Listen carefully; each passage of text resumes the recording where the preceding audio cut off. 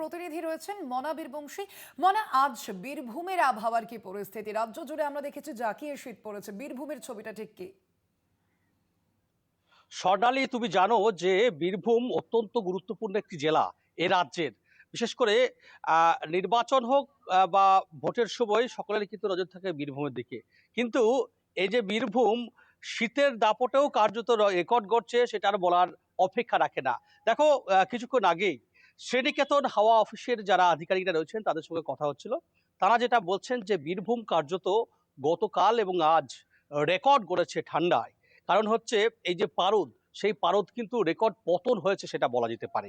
অবশ্যই গতকালকে ছিল 8.5, আজকে সর্বনিম্ন তাপমাত্রা যেটা শ্রীনিকেতন হাওয়া অফিস জানাচ্ছে সেটা 8 ডিগ্রিতে এসে কিন্তু নেমেছে। অবশ্যই কলকাতা সহ দক্ষিণবঙ্গের যে সমস্ত জেলা রয়েছে, বর্ধমান, বাঁকুড়া, পুরুলিয়া, মেদিনীপুর, সকলকে পিছনে ফেলে দিয়ে একেবারেই সামনের সারিতে কিন্তু বীরভূম রেকর্ড। চলতি বছর শীতের মরশুমে সবচেয়ে বেশি পতন হয়েছে আজকে, অর্থাৎ আজকে সবচেয়ে কিন্তু শীতলতম দিন, এমনটাই কিন্তু হাওয়া অফিসের আধিকারিকরা বলছেন। অবশ্যই তুমি জানো যে বীরভূম মানেই তো লাল মাটির জেলা, রাঙা মাটির বীরভূম।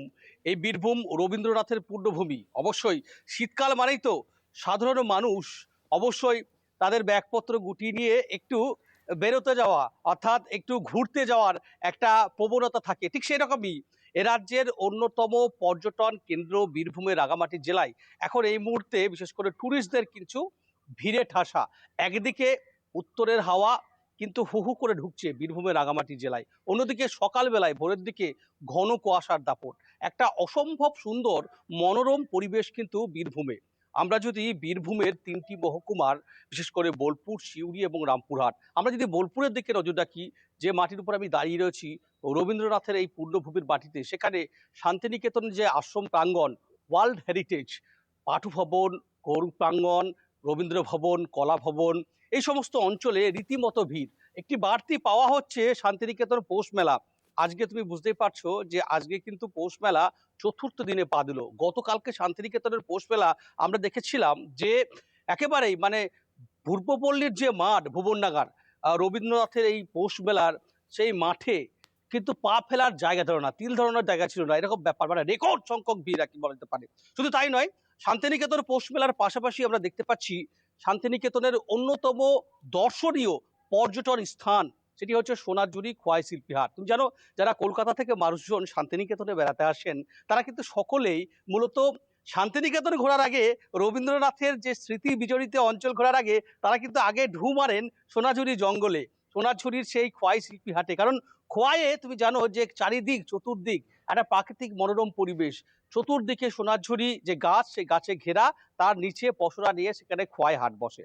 সেই হাটেও কিন্তু একদিকে মানুষজন যারা এসেছেন তারা কিন্তু রীতিমতো তারা কেনাবেচা করছেন, অন্যদিকে অবশ্যই সেখানে আদিবাসীদের নৃত্য, ধামসা মাদলের সুর, গোটা শান্তিনিকেতনের বিশেষ করে সোনাঝুরির হাট, সেই কুয়াশা ঘেরা সোনাঝুরির হাটকে ধামসা মাদলে আদিবাসী যে লোকশিল্পী, বীরভূমের আলাদা ঐতিহ্য, সেই ঐতিহ্য মুখরিত করছে। অবশ্যই সমস্ত জায়গায় আমরা দেখতে পাচ্ছি স্বর্ণালী, সেটি হচ্ছে যে সোনাঝুরি, শান্তিনিকেতন, কবিগুরুর আশ্রম প্রাঙ্গণ, কোপাই নদী। তুমি জানো যে রবীন্দ্রনাথের লেখনীতে আমরা বারবার দেখেছি যে দেখেছি বলতে সেই লেখাও ফুটে উঠেছে যে আমাদের ছোট নদী কোপাই, সেই কোপাই এখন হাঁটু জল। সেই কোপাইয়েও কিন্তু মানুষের ভিড় রয়েছে, সেখানে পিকনিক করতে আসছেন বহু দূর দূরান্ত থেকে মানুষজনরা। রীতিমতো বর্ষ শেষে, অর্থাৎ ইংরাজি বছরের শেষ এই মুহূর্তে ঠান্ডার একটা সুন্দর মনোরম পরিবেশ, বাইরে বেড়ানো, বাইরে ঘুরতে যাওয়া, বাইরে খাওয়া দাওয়া, বাইরে আড্ডা দেওয়া, একটা অসম্ভব সুন্দর পরিবেশ। সেই পরিবেশটাকে আপামর বাঙালি একদমই মিস করতে চাইছেন না, রীতিমতো হৈ হুল্লোড় করে আনন্দ চেটে পুটে দিচ্ছেন। শুধু তাই নয়, তুমি জানো যে গতকালকেও আমরা দেখিয়েছিলাম এ রাজ্যের বিশেষ করে বীরভূম জেলায় যে 5টি সতীপীঠ রয়েছে তার মধ্যে অন্যতম নিঃসন্দেহে বোলপুর শান্তিনিকেতন থেকে মাত্র 5 কিলোমিটার দূরে একেবারে। কঙ্কালীতলা। সেই কঙ্কালীতলাতেও কিন্তু উপচে পড়ছিল ভিড় একেবারে। অর্থাৎ সব বোঝাই মিলিয়ে যাচ্ছে মনা, রীতি শীতের আমেজ যেমন জাঁকিয়ে পড়েছে বীরভূমে, তার পাশাপাশি পর্যটকদের ঢলও কিন্তু নেমেছে এবং এই শীতের আমেজ জারি থাকবে বলেও কিন্তু জানিয়েছে আবহাওয়া দপ্তর।